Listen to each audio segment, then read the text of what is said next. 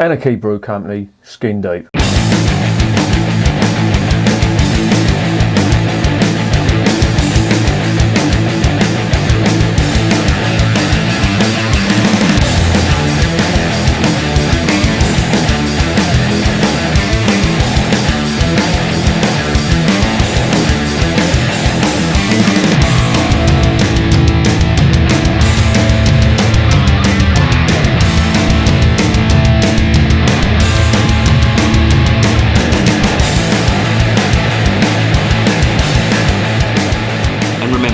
Life is too short to be drinking shitty beer. Welcome to another edition of Bands, Bikes and Booze Reviews. I have got one from a British brewer today, and it's the Anarchy Brew Company. Anarchy Brew Company, who are based in Newcastle upon Tyne, right up there, up north. They do some really good beers. I've had a few of theirs before, some of them on draft in not a tap room. It was the craft beer pub in Clerkenwell, and it was really nice. It was one of them, I think it was called Lane Splitter, really nice. And since then, I've been keeping a close eye on them. Their beers are not cheap, I will say that, but they're good. As I always say, I don't mind paying for decent beer. And this is another one from them. It's a pale ale, and it's called Skin Deep.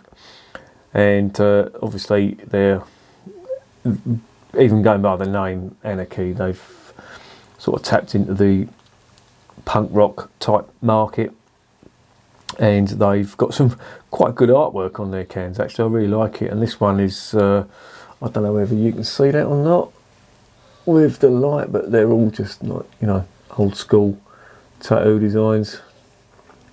If you like your tattoos, I do. I love them.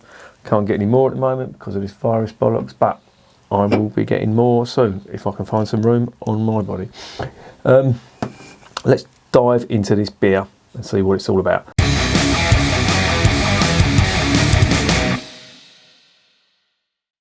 Okay, as I said, it's a 4.2% pale ale from the Anarchy Brew Company. It doesn't really give me much more than that. Best before November 2020, so this is reasonably fresh. The malts, it's got it written down here. The malts are extra pale, Munich, and is it Carapils and Caramel? Okay, and the hops are, oh god, my eyes are getting worse. I thought they said enema. It fucking better not be enema. Is it Enigma? I think it's Enigma, not enema. Fucking imagine that, calling hops enema hops. Jesus. What else we got? I can't see it. It is so fucking small, and the light here ain't great either. And it's got the yeast as well, and it looks like some sort of ale yeast, something East Coast ale yeast.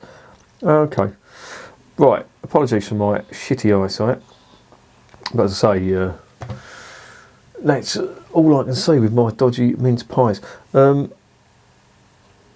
Yeah, there's not much more information on this, so I'm just going to open this up and see what it's all about.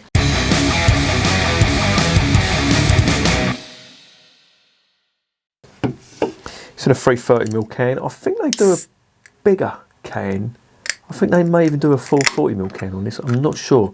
They do some of their ones that are 330 and 440 as well. Speed Demon, I had that one as well. That was a lager with the biker on the front. That was okay. It wasn't too bad. But they did one. They'd done I think it was a nut brown ale and an IPA. It might have even been this one, Lane Splitter, I think it was called. Really nice. So there's this one. I've just pulled it out and not sniffed it. Okay. Fruity, very fruity. Subtle grapefruit on there, but more orange and mango. Almost like an East Coast. Let me just get the rest of that in now. There it is in the glass. It looks like an East Coast. Very yellow. Nice one finger foamy white head. Big bubbles in that. On the nose.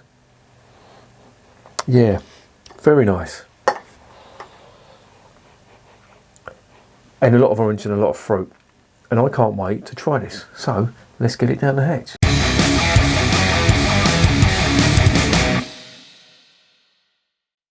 Cheers.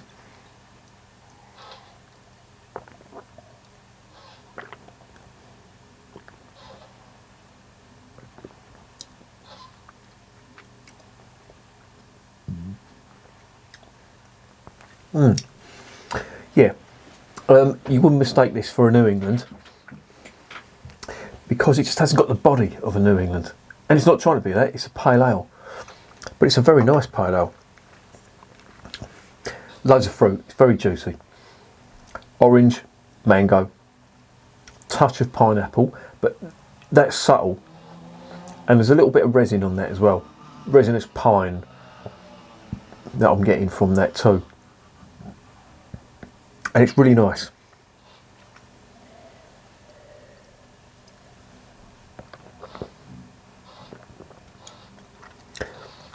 One downside, there's a lot of carbonation on that. I'm getting that in the mouth, and it's, I don't know, I like things like this, like these juicy pale ales and the IPAs. I like the mouthfeel to be really smooth, because it just complements all that fruit. When you get a bit of, you know, the carbonation where it bites back in your mouth, it tends to put me off very slightly. But that being said, as I say, that's a minor gripe. And you can see it on the lacing as well. I don't know if you can see that or not, but there's big bubbles in that, and you get that in the mouth as well. And this is chilled. As I say, I like to try these chilled. I think when you have them cold, you take the edge off some of the flavours.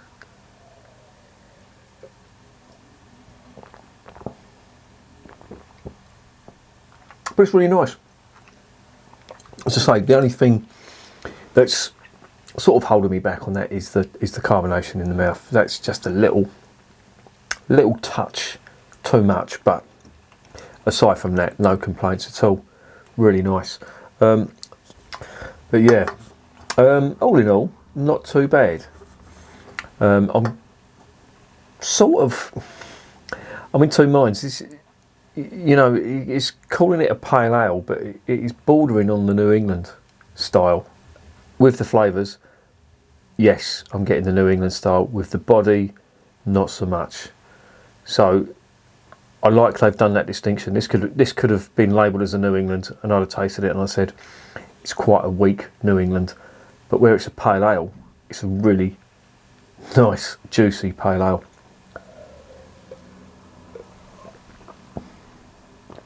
Big fruit. Nice malt at the end of it as well. Subtle, but it's there. But the only thing that's sort of, you know, putting a little tarnish on it is that carbonation, which is just a little bit too much for me. You know, if you were 3 sheets to the wind, you'd fucking gulp this down. I think they've just overdone it on it slightly, where I'm just trying it out and tasting it. You know, as I say, if you was pissed up, you'd be fucking knocking these back like I was going out of fashion. But they're not cheap. The Anarchy Brew stuff is not cheap.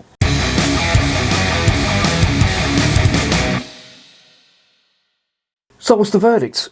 Yeah, they've done the right thing here. I'm not sure whether they started out trying to brew a New England and came up with this and thought it hasn't quite got the body of a New England, so let's call this a pale ale. Which, if they've done that, then great, because they've come up with a really nice, flavoursome pale ale. And it's a new take on a pale ale, but it's not quite a New England IPA, in my opinion. It hasn't got that body, it hasn't got the smoothness of it. There's a lot of, as I say, I know I keep labouring this point, there's a lot of carbonation on that. Some people won't even notice that, and they'll just drink it, which is fine. I like mine of this style, you know, this big hoppy, fruity hoppy IPA or pale ale style. I like it to be a bit smooth, you know. Don't get me wrong, carbonation's got its place. I like a bit of carbonation in lager and stuff like that. But on this, I think it needs to be a bit smoother. But yeah, no complaint. I mean, that is a minor gripe. It sounds like I'm bashing it, and I really don't want to come across as bashing this, because they're quite a good brewery. I absolutely love their artwork. it's sort of, you know, it's in keeping with the sort of music I'm into, and yeah, this one especially, you know, with all the old school tattoo designs on there, they look really good. Yeah, so yeah, not bad. I'd give it an 8 out of 10. I'm just going to knock marks off for that carbonation, and obviously the price is, you know, doesn't bother me at all. If I don't mind paying for good beer. I'd rather pay the exact same for a decent can than a little bit less for 2 bigger cans of a shit beer, if that makes sense. So yeah, I'm going to give it an 8 out of 10. And I'd definitely recommend it. If you like New England, try this. If you like drinking a lot of New England, but the alcohol is a bit too much for you, which it normally is, you know, it's quite high ABV in New England IPAs. This is a really good alternative. Most pale ales won't taste like this. This is a very nice, full-bodied pale ale with a hell of a lot of fruit. It really packs a punch. And as I say, if you're trying to session New Englands, if that's your style, this is a good option. You're getting all the flavour, less of the alcohol, and yeah, you're probably going to stay on your feet a lot longer. And remember, beer is working class champagne.